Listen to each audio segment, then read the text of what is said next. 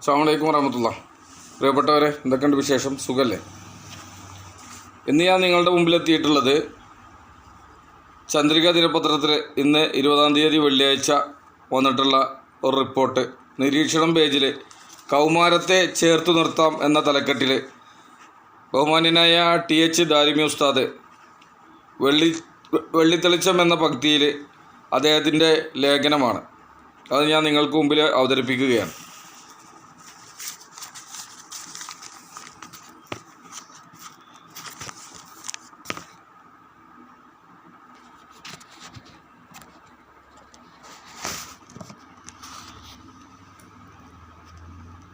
രക്ഷിതാക്കളുടെ നെഞ്ചിൻ കൂടിനകത്തെ ചൂട് ഒരേ ഒരു കാര്യത്തിൽ മാത്രമായിരിക്കുന്നു. ഇപ്പോൾ മകനാണെങ്കിലും മകളാണെങ്കിലും വളർന്നു വരുമ്പോൾ ഏതൊക്കെ ഊടുവയിലേക്കാണ് അവരുടെ ജീവിതം തെന്നിമാറുന്നത് എന്ന ആദിയുടെ ചൂട്. കോളേജ് ക്യാമ്പസുകളിലായിരുന്നു പണ്ട് ഇത്തരം ഊടുവഴികൾ. ഇപ്പോൾ സെക്കൻഡറി സ്കൂൾ ക്യാമ്പസുകളിൽ തന്നെ ആശങ്കയുള്ള ഊടുവഴികൾ രൂപപ്പെട്ടുകൊണ്ടിരിക്കുന്നു. കൗമാരത്തിൽ എത്തുന്നതോടെ കുട്ടികൾ മാതാപിതാക്കളിൽ നിന്ന് അകന്നു തുടങ്ങുകയാണ്. പണ്ടും അത് അങ്ങനെ തന്നെയായിരുന്നു. പ്രായപൂർത്തിയുടെ ലക്ഷണങ്ങൾ കാണുമ്പോൾ തന്നെ കുട്ടികൾ ഒരുതരം സ്വകാര്യതാ വികാരം മുളപൊട്ടും. അങ്ങനെ അവർ അകന്നു തുടങ്ങും. പക്ഷേ അന്ന് അവിടെ ഭയാശങ്കകൾ ഉണ്ടായിരുന്നില്ല. കാരണം ഒരു സ്വകാര്യതയിലേക്ക് അവർ തലപൂഴ്ത്തുക മാതാവിൻ്റെയോ പിതാവിൻ്റെയോ വെളിപ്പാടെടുത്ത് നിന്ന് തന്നെയായിരിക്കും. അദൃശ്യമായതെന്തെങ്കിലും ഒരു നിയന്ത്രണം അവരുടെ മേൽ മാതാപിതാക്കൾക്ക് ഉണ്ടായിരിക്കും. ഇപ്പോൾ പക്ഷേ അങ്ങനെയല്ല.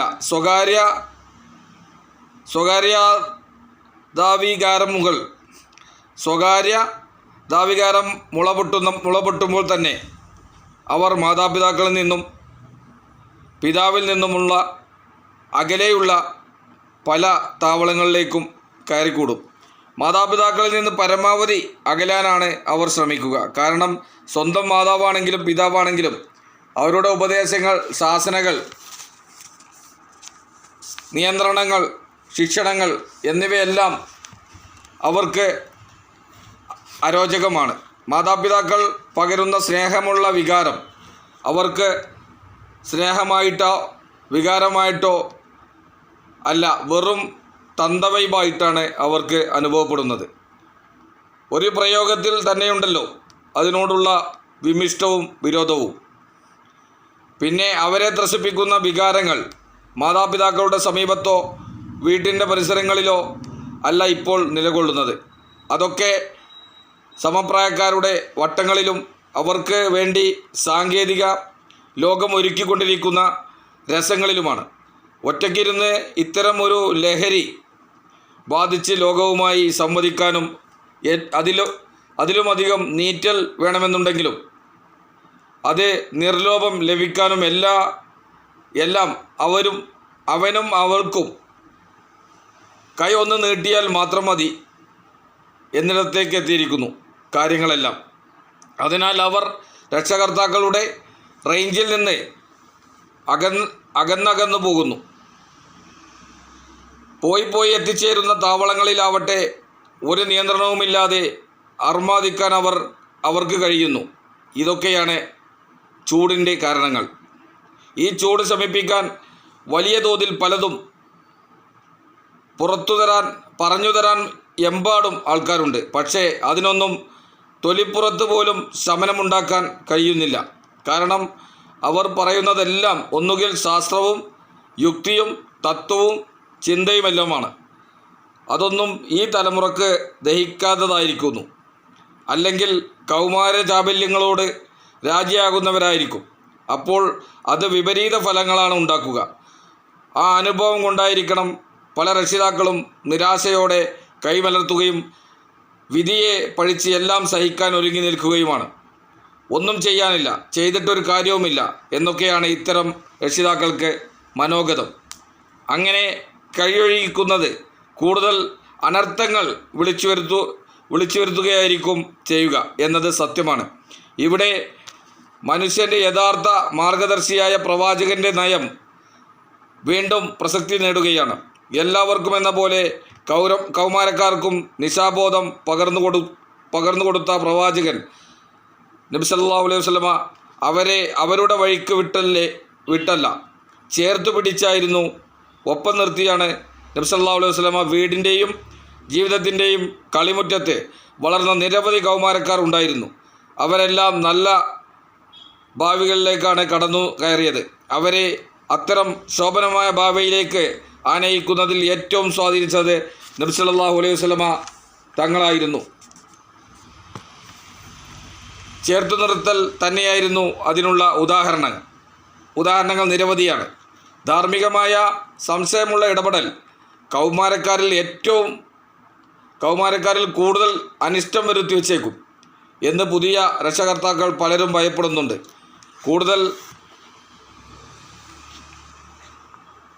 കൂടുതൽ ധാർമ്മിക വിദ്യാഭ്യാസമോ ശിക്ഷണങ്ങളോ നൽകാതെ ചെറുപ്പനാളിൽ തന്നെ അവരെ അവരുടെ പാട്ടിന് വിടുകയാണ് ഏറെ അപകടമായി വളരുന്നതിന് ഒരു സത്യമാണ്. നബി സല്ലല്ലാഹു അലൈഹി വസല്ലമ തിരുമേനി തൻ്റെ മുമ്പിലുള്ള കൗമാരത്തെ തികഞ്ഞ ധാർമ്മികതയിലും ആത്മീയതയിലും തന്നെയായിരുന്നു വളർത്തിയെടുത്തത്. കൗമാരത്തിന് നബി സല്ലല്ലാഹു അലൈഹി വസല്ലമ തിരുമേനി നൽകിയ കരുതലും കാവലും സ്പഷ്ടമായി തുടങ്ങുന്നത് അലി റളിയല്ലാഹു അൻഹുവിൽ നിന്നാണ്. നബിയുടെ നിഴലിൽ കുട്ടിക്കാലത്ത് എത്തിച്ചേർന്ന ഒരാളായിരുന്നു അലി റളിയല്ലാഹു അൻഹു. പിതൃവ്യൻ അബൂ ത്വാലിബിൻ്റെ ദാരിദ്ര്യം കാരണം നബി സല്ലല്ലാഹു അലൈഹി വസല്ലമ അദ്ദേഹത്തെ ദത്തെടുക്കും പോലെയാണ് ഏറ്റെടുത്തതായിരുന്നു. അനന്യസാധാരണക്കാരനായ അറിവും ആത്മാർപ്പണത്തിന് പക്വമായ മനക്കരുത്തും അത്ഭുതങ്ങൾ കാണിക്കാൻ വേണ്ട മെയ്വഴക്കവും ബുദ്ധിയും ചിന്താശക്തിയും എല്ലാം സമം ചേർന്ന വ്യക്തിത്വവുമായി അലിയെ വളർത്തിയത് നബി സല്ലല്ലാഹു അലൈഹി വസല്ലമ തങ്ങൾ തന്നെയായിരുന്നു. നബി സല്ലല്ലാഹു അലൈഹി വസല്ലമയുടെ ജീവിതകാലവും കടന്ന് 4-ാം ഖലീഫ സ്ഥാനത്ത് വരെ എത്തിച്ചേർന്നപ്പോഴെല്ലാം അദ്ദേഹത്തെ അതിനർഹനാക്കിയത് സ്വന്തം ജീവിതത്തിൽ നബി സല്ലല്ലാഹു അലൈഹി വസല്ലമ തങ്ങൾ നൽകിയ തർബിയത്തിലൂടെ നൽകിയ കൂടും പാവും തന്നെയായിരുന്നു. എന്നിട്ട് എന്തുകൊണ്ട് 4-ാമനായി എന്ന ചോദ്യം ഷിയാക്കൾ വെറുതെ പടച്ചുവിട്ടതാണ്. സത്യത്തിൽ എല്ലായ്പ്പോഴും പരിഗണനയിൽ അദ്ദേഹത്തിൻ്റെ പേരുണ്ടായിരുന്നു. ബഹുമാനപൂർവം ഓരോ സമയവും അദ്ദേഹം അത് നിരസിച്ച് തന്നെയാണ് വലിയവർക്ക് വേണ്ടി മാറിക്കൊടുക്കുകയായിരുന്നു. ഈ ചരിത്ര അനുഭവത്തിലേക്ക് മറ്റൊരു കൗമാരക്കാരൻ്റെ പേര് കൂടി ചേർത്ത് വച്ചാൽ നബി സല്ലല്ലാഹു അലൈഹി വസല്ലമ തങ്ങളുടെ മക്ക ജീവിതകാലം പൂർണ്ണമാകും. അത് സെയ്ദ് ബിനു ഹാരിസയിലൂടെയാണ് റളിയല്ലാഹു അൻഹു. മാതാവിൻ്റെ വീട്ടിൽ നിന്നും കൊള്ളക്കാർ തട്ടിക്കൊണ്ടുപോയ ഈ ബാലൻ എത്തിച്ചേർന്ന നബി സല്ലല്ലാഹു അലൈഹി വസല്ലമയുടെ ജീവിതത്തിലായിരുന്നു. പിന്നീട് സ്വന്തം പിതാവും പിതൃവ്യനും അദ്ദേഹം മക്കയിൽ ഉണ്ട് എന്നറിഞ്ഞ് വേണ്ടത്ര പണവുമായി എങ്ങനെയും സ്വന്തം മകനെ തിരിച്ചു കൊണ്ടുപോകാൻ വരുന്ന ഒരു രംഗമുണ്ട്. അവരോടൊപ്പം വിട്ടയക്കാമെന്ന് പറഞ്ഞുവെങ്കിലും ആ ബാലൻ നബി സല്ലല്ലാഹു അലൈഹി വസല്ലമ തങ്ങളുടെ ഒട്ടിനിന്ന് ഞാൻ ഇനി എങ്ങോട്ടും പോകില്ല എന്ന് പറഞ്ഞപ്പോൾ കൗമാരൻ നബി തിരുമേനിയെ ആസ്വദിക്കുകയും അനുഭവിക്കുകയും ചെയ്യുകയായിരുന്നു. മദീന ജീവിതത്തിൽ ഇത്തരം ഒരുപാട് അനുഭവങ്ങൾ ഉണ്ട്. Anas bin Malik, Ibn Umar, Ibn Abbas, Ibn Zubair റളിയല്ലാഹു അൻഹുമായി തുടങ്ങിയ ആ പട്ടികയിൽ നീണ്ടുകിടക്കുന്നു. ഇവരെല്ലാം സമൂഹത്തിനും സമുദായത്തിനും ഒരേപോലെ ഒരുപാട് നന്മകൾ ചെയ്ത ശ്രേഷ്ഠന്മാരായി വളർന്നത് നബി സല്ലല്ലാഹു അലൈഹി വസല്ലമ തിരുമേനിയുടെ സ്നേഹപൂർവമായ ചേർത്തുപിടിക്കൽ കൊണ്ട് തന്നെയായിരുന്നു. ഇന്നത്തെ കാലത്ത് പ്രത്യേകിച്ച് നബി സല്ലല്ലാഹു അലൈഹി വസല്ലമയുടെ ഈ നയം പ്രസക്തി നേടിയിരിക്കുന്നു. കാരണം നിരൂപണം ചെയ്യുന്നതും ഗുണദോഷിക്കുന്നതും അസഹ്യമായി കരുതുന്ന ഒരു യുവതലമുറയായി നമ്മുടെ കൗമാരം മാറിക്കഴിഞ്ഞിരിക്കുന്നു. ഇനിയും പരമ്പരാഗത രീതിയിൽ അവരെ ഭീഷണിപ്പെടുത്തി ഒപ്പം നിർത്താൻ ശ്രമിച്ചാൽ നാം അരുതാത്തത് അനുഭവിക്കേണ്ട അവസ്ഥയായിരിക്കും ഉണ്ടാവുക. അതിനാൽ രക്ഷകർത്താക്കൾ ചില കാര്യങ്ങൾ ശ്രദ്ധിക്കേണ്ടിയിരിക്കുന്നു. ഒന്നാമതായി, കുട്ടികളെ ധാർമ്മികതയുമായി നേരത്തെ തന്നെ ബന്ധിപ്പിക്കുകയും അത് വേർപെടാതിരിക്കാൻ ശ്രമിക്കുകയും ചെയ്യുക. അത് പറയുമ്പോൾ മദ്രസ വിദ്യാഭ്യാസത്തെക്കുറിച്ചാണ് ഈ പറയുന്നത് എന്ന് ധരിക്കരുത്. ധാർമ്മികത എന്ന് പറയുന്നത് ജീവിത നിഷ്ഠയാണ്. ചെറുപ്പകാലം മുതൽ തന്നെ മാതാപിതാക്കളോടും സഹോദരന്മാരോടും ധാർമ്മികതയ്ക്ക് ഊന്നൽ നൽകുന്ന ജീവിതം നയിക്കുന്നതായി കാണാനും അനുഭവിക്കാനുമുള്ള സാഹചര്യം കുട്ടിക്കുണ്ടാവുക എന്നതാണ് പ്രധാനമായും ഉദ്ദേശിച്ചിരിക്കുന്നത്. ഇത്തരമൊരു സാഹചര്യമുണ്ടെങ്കിൽ അതിനെ പിന്തുണക്കുകയും സ്വാധീനിക്കുകയും ചെയ്യുന്ന കാര്യമാണ് മദ്രസ വിദ്യാഭ്യാസം. കുട്ടിയുടെ ജീവിത പരിസരങ്ങളിൽ ധാർമ്മികതയുടെ അംശം തൊട്ടു തീണ്ടിയിട്ടില്ലെങ്കിൽ പിന്നെ മദ്രസയിൽ അയക്കുന്നത് കൊണ്ടൊന്നും കാര്യമായ ഒരു ഫലവും ഉണ്ടാവില്ല. ഇത്തരം സാഹചര്യം കൗമാരം കടക്കുന്നതുവരെയും ഉണ്ടെങ്കിൽ മക്കളുടെ കാര്യത്തിൽ കാര്യമായ ആശങ്കകൾ ഉണ്ടാവില്ല. ധാർമ്മികത നിലനിർത്താൻ കുട്ടിയെക്കൊണ്ട് നമസ്കരിപ്പിച്ചാൽ മാത്രം പോരാ, ഓരോ സാഹചര്യത്തിലും അനുവർത്തിക്കേണ്ട സമീപന രീതികൾ പഠിപ്പിച്ചു കൊടുക്കുകയും വേണം. ജീവിതത്തിൻ്റെ എല്ലാ കാര്യങ്ങളിലും സ്നേഹപൂർവ്വം ഇടപെടുകയും കൃത്യമായ അനുപാതം പാലിച്ചുകൊണ്ട് മാത്രം ശിക്ഷിക്കുകയും ചെയ്യണം. തൻ്റെ ജീവിതത്തിൻ്റെ എല്ലാ ഭാഗത്തേക്കും തൻ്റെ ശ്രദ്ധ സൂക്ഷ്മമായി പതിയണമെന്നും ഇല്ലെങ്കിൽ അവിടെയെല്ലാം തന്നെ വേണ്ടപ്പെട്ടവരുടെ ശ്രദ്ധ പിന്തുടരുന്നുണ്ട് എന്നുമുള്ള ബോധ്യം കുട്ടിയിൽ എപ്പോഴും നിലനിൽക്കണം. അതേസമയം എല്ലാം സ്നേഹമുള്ളതായിരിക്കണം, കുട്ടികൾ ഇഷ്ടപ്പെട്ടിരിക്കണം എന്ന് അനുസരിക്കേണ്ടതും പ്രതികരിക്കേണ്ടതും. അതേസമയം എല്ലാം സ്നേഹമുള്ളതായിരിക്കും, കുട്ടികൾ ഇഷ്ടപ്പെട്ടായിരിക്കണം അനുസരിപ്പിക്കേണ്ടതും പ്രതികരിക്കേണ്ടതും. കുട്ടികൾ അമാനത്താണ്. അവരെ നല്ല നിലയിൽ വളർത്തിയെടുത്ത് ഉത്തമ പൗരന്മാരാക്കി മാറ്റാൻ ഓരോ രക്ഷകർത്താവിനെയും സിസ്റ്റാവ് ഏൽപ്പിച്ചിരിക്കുകയാണ്. ഇതാണ് ഇസ്ലാമിക സങ്കല്പവും വിശ്വാസവും. അതിനാൽ ഇത് കണക്ക് പറയേണ്ട വിഷയമായി മാറുന്നു. അതായത് മനുഷ്യൻ വിധേയനാകുന്ന വിചാരണയിൽ തൻ്റെ മക്കളുടെ വിഷയവും ഉണ്ടായിരിക്കും. വിചാരണയിൽ ഉൾപ്പെടുത്തുന്നത് ഏതെങ്കിലും കുറവുണ്ടെങ്കിൽ ശിക്ഷിക്കാൻ വേണ്ടി മാത്രമാണ് എന്ന് കരുതേണ്ടതില്ല. ഒരു കുറവുമില്ലാത്ത വിധം അവരെ വളർത്തിയെടുക്കുകയും ലോകത്തിൽ സമർപ്പിക്കുകയും ചെയ്യുന്ന പക്ഷം അതിനുള്ള പ്രത്യേക പരിഗണനയും പ്രതിഫലവും ഉണ്ടായിരിക്കും. സ്വർഗത്തിലേക്ക് കൊണ്ടുപോകാൻ ശുപാർശ ചെയ്യുന്നവരുടെ ഗണത്തിൽ സ്വന്തം കുട്ടികളും ഉണ്ടായിരിക്കുമെന്ന് ഹദീസുകളിൽ വന്നിട്ടുണ്ട്.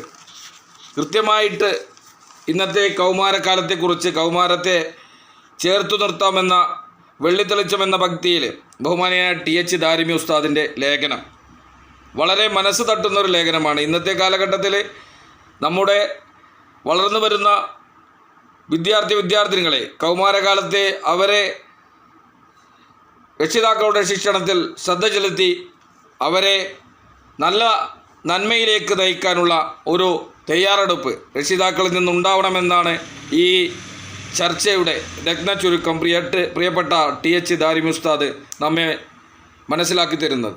അത് മനസ്സിലാക്കി കൃത്യമായും വളർന്നു വരുന്ന ഒരു യുവതലമുറയെ നല്ല നിലയിൽ വാർത്തെടുക്കാൻ നമുക്കെല്ലാവർക്കും അല്ലാഹു റബ്ബുൽ ഇസ്സത്ത് നമുക്ക് തൗഫീഖ് നൽകട്ടെ എന്ന് ആത്മാർത്ഥമായി ദുആ ചെയ്യുകയാണ്.